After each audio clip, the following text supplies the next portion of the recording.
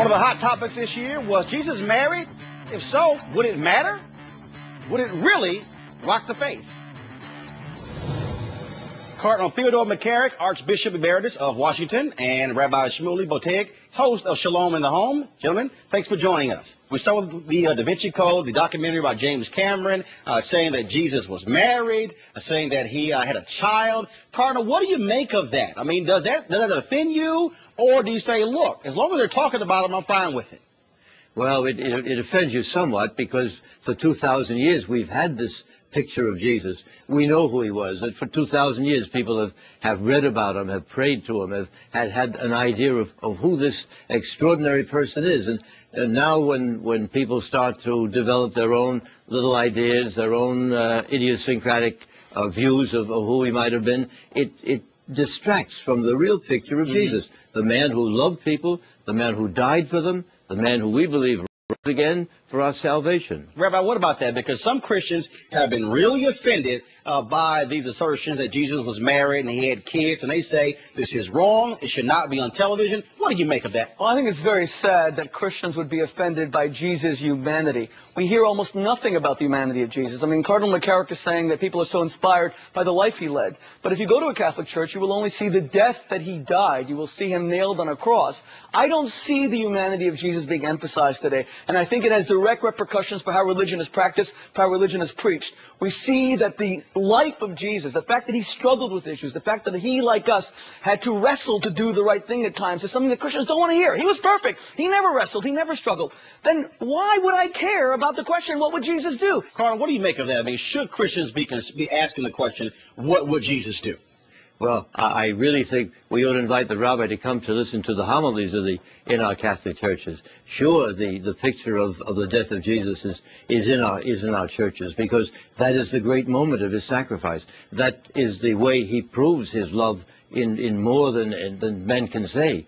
But there's more than that in the life of Jesus. If you come to our churches and you read the gospel, you hear what Jesus has said when he's not just the man who died on the cross. That is an extraordinarily important moment in his life, obviously. Our death always is. But the life of Jesus is something which we proclaim. We proclaim his goodness. We proclaim his miracles. We proclaim his care for the poor, his care for the hungry. Well, that wouldn't explain why Christians are becoming so offended at all these documentaries or films that focus on the fact that Jesus was human. I mean, to say that the Da Vinci Code says that Jesus married, and the average Christian says that is the greatest abomination in the history of the world to even suggest it. Well, I mean, it's not the worst thing in the world to be married. I know it goes against Christian doctrine. I understand that. No, he got married. That is the worst thing ever. He had children. That is even worse. I believe that marrying and having kids is actually a beautiful thing. I don't see it's a terrible thing. In terms of getting married, it doesn't go against Christian doctrine. It goes against Catholic doctrine in terms of being priests. So that's the difference there. Let me quickly answer this question, and real quick, please. A recent study came out, 19% of youths today consider themselves to be agnostic or atheists. How do you respond to that, Cardinal and Rabbi? First, Cardinal McCarrick, go right ahead. I think it's not true.